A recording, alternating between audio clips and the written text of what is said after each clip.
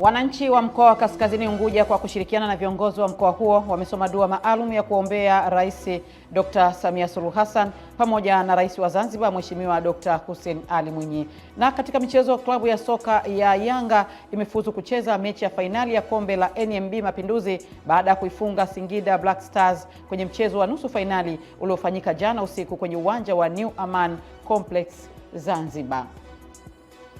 Habari ya asubuhi, mtazamaji wa Channel 10, karibu katika kipindi chetu cha asubuhi njema. Utakuwa nami Beatrice Eric ambaye nitakusomea taarifa ya habari na baadaye nitapata nafasi ya kuangazia vichwa vya habari vilivyopewa kipaumbele katika magazeti yaliyotufikia hapa studio kwa asubuhi ya leo. Karibu tuanze na taarifa ya habari. Wananchi wa mkoa wa Kaskazini Unguja kwa kushirikiana na viongozi wa mkoa huo wamesoma dua maalum ya kuwaombea Mwenyezi Mungu awalinde Rais wa Jamhuri ya Muungano wa Tanzania Mheshimiwa Rais Dr. Samia Suluhu Hassan pamoja na Rais wa Zanzibar na Mwenyekiti wa Baraza la Mapinduzi Mheshimiwa Dr. Hussein Ali Mwinyi. Dua hiyo imehudhuriwa na wananchi wa shehia 78 za mkoa wa Kaskazini Unguja, viongozi wa kidini, wanasiasa na wanafunzi wa madrasa za Kaskazini Unguja. Tupate taarifa zaidi. Akizungumza katika dua hiyo iliyofanyika msikiti wa Ijumaa Kidoti iliongozwa na Spika wa Baraza la Wawakilishi Zanzibar Zubeir Ali Maulid, wananchi wamesema lengo la dua hiyo ni kuombea viongozi wa nchi ili watekeleze vyema majukumu yao katika kuwatumikia wananchi. Tumeisoma kwamba katika nchi za wenzetu, mfano Kongo huko, nenda Iraki huko, ndugu zetu hata Palestina, wenzetu kule wanaishi katika maisha kubahatisha.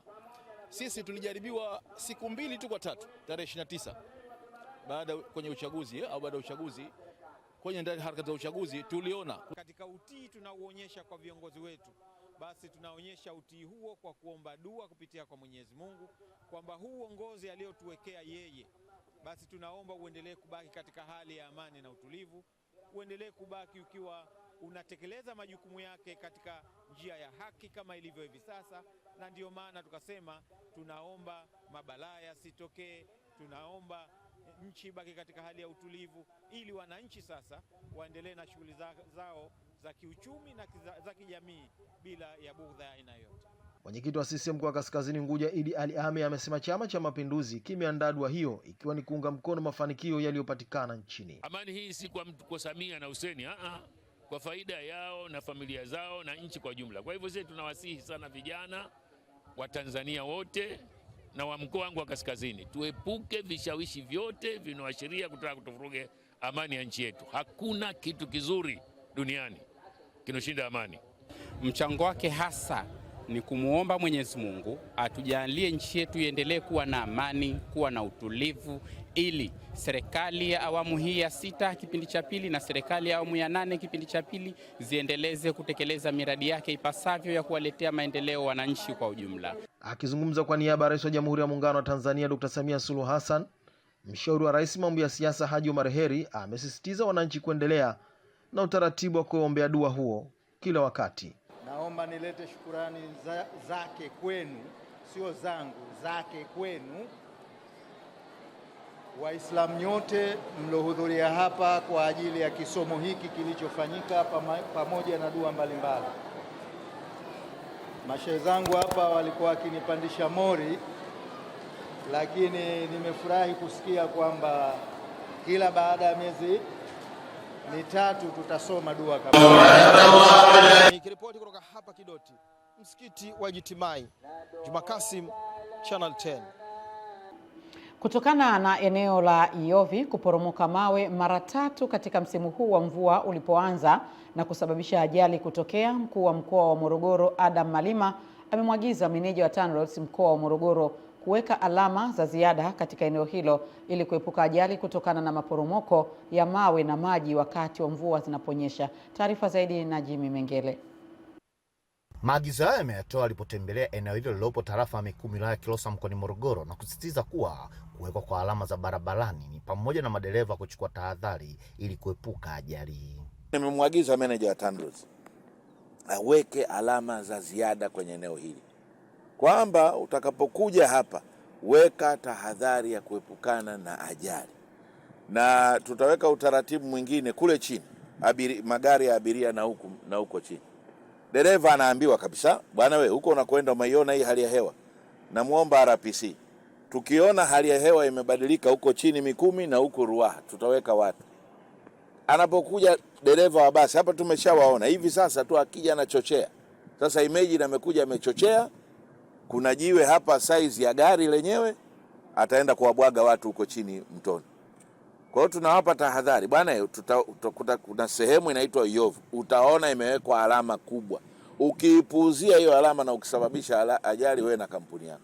Kwa hiyo hatua ya awali ni kwamba ndani ya siku mbili hizi tutahakikisha kwamba timu ile maalumu ambayo imeundwa na taasisi zote husika kwa maana ya TFS, ofisi ya mkurugenzi mtendaji wa halmashauri, TANROADS, pamoja na wataalamu wa mazingira kupanda huko juu na kwenda kujiridhisha.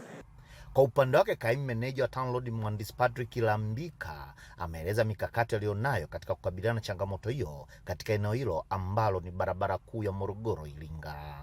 Kwa kuwa ni kipindi cha mvua ambacho hatuwezi kufanya hizo kazi, tumependekeza kwa mkuu wa mkoa kwamba tuendelee kumonita hili eneo kwa kusafisha udongo unaokuja, kwa sababu kama tunavyoliona eneo lenyewe ni eneo ambalo hatuwezi kupata sehemu ya kuweka njia mbadala. Lakini tunatoa tahadhari kwa madereva sasa. Askari polisi wako masaa 24 kwenye hii barabara kuhakikisha kwamba kunakuwa na usalama kwenye hii njia. Lakini tumeshaongea na TANROADS, wameweka baadhi ya alama, zingine wataweka. Tunatoa tahadhari kwa madereva wanaotumia njia hii, wanapokuwa wanakuja nyakati za usiku na kipindi cha mvua, wachukue tahadhari, wapate taarifa kutoka kwetu, wasikilize askari ambao wanakuwa barabarani. Jimmy Mengele, Channel 10, Morogoro. Wakazi wa mtaa wa Ilungwe, kata ya Nyankumbu, manispaa ya Geita, wamehamasika kuanzisha ujenzi wa shule ya msingi katika eneo hilo ili kuwanusuru watoto wao na ajali kutokana na kutembea umbali mrefu kufuata elimu mitaa jirani. Taarifa zaidi na Mrisho Sadik.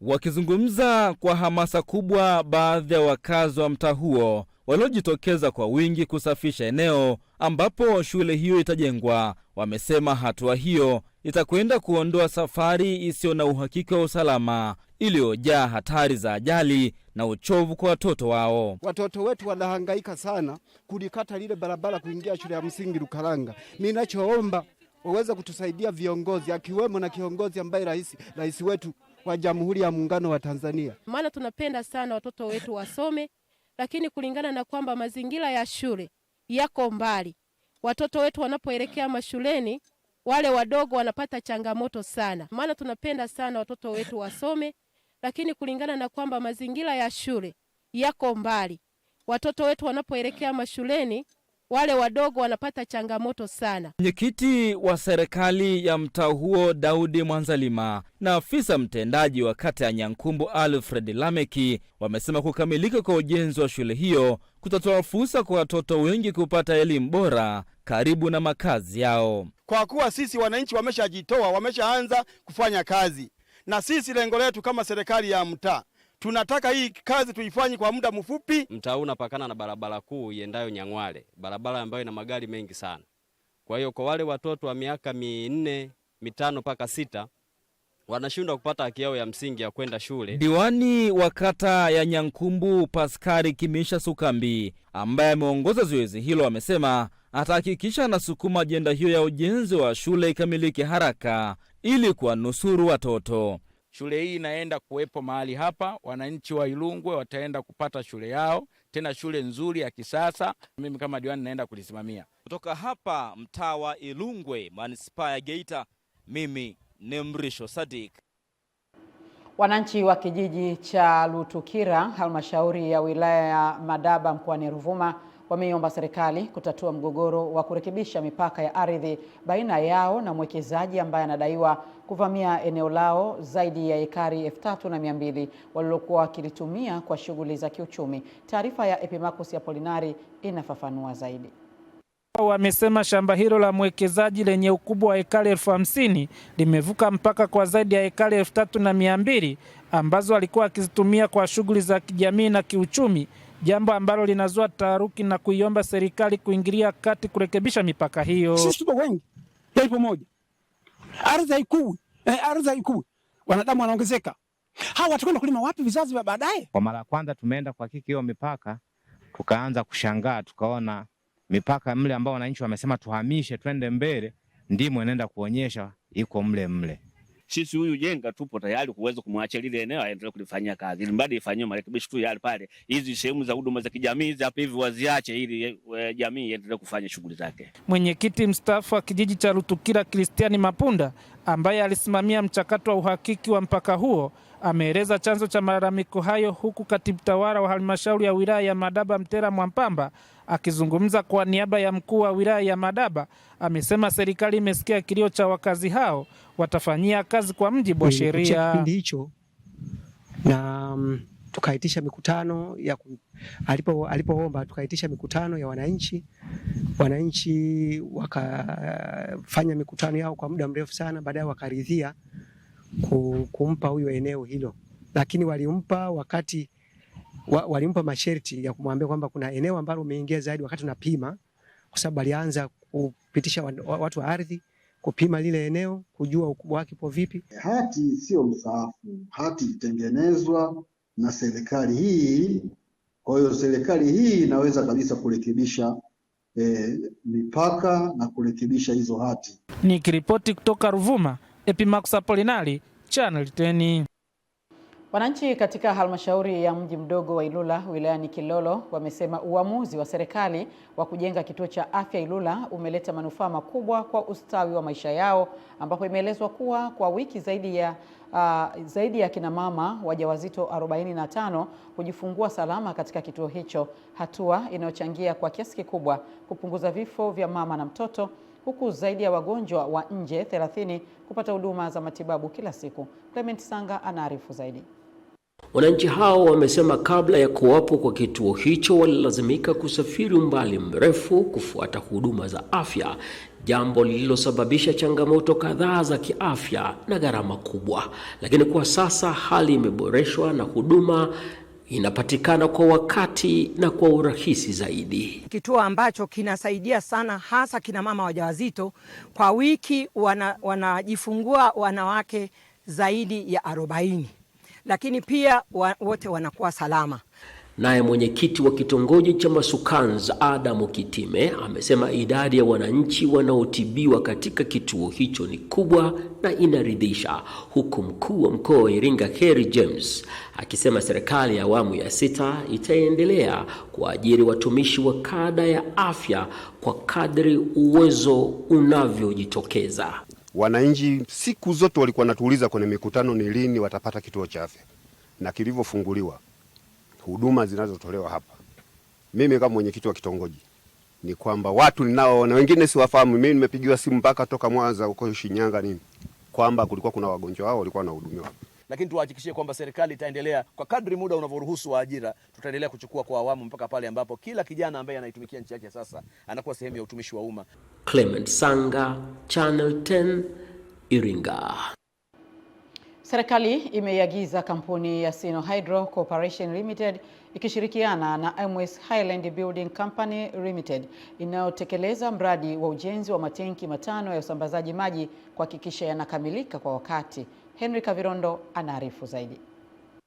Matenki 5 ya usambazaji wa maji yanajengwa kwa gharama ya shilingi bilioni 46 na yatasambaza maji kwenye wilaya 4 za mkoa wa Mwanza ambazo ni Nyamagana, Ilemela, Misungwi na Magu ili kupunguza ukosefu wa maji.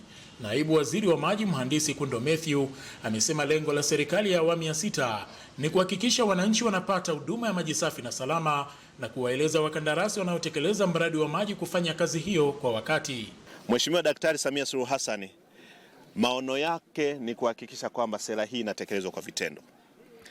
Kuitekeleza kwa vitendo ndio maana kaamua kuwekeza zaidi ya bilioni 46 pesa za Kitanzania, pesa za Watanzania, walipa kodi wa Tanzania, ili kuhakikisha sasa tunajenga vituo viwili vya kusukuma maji.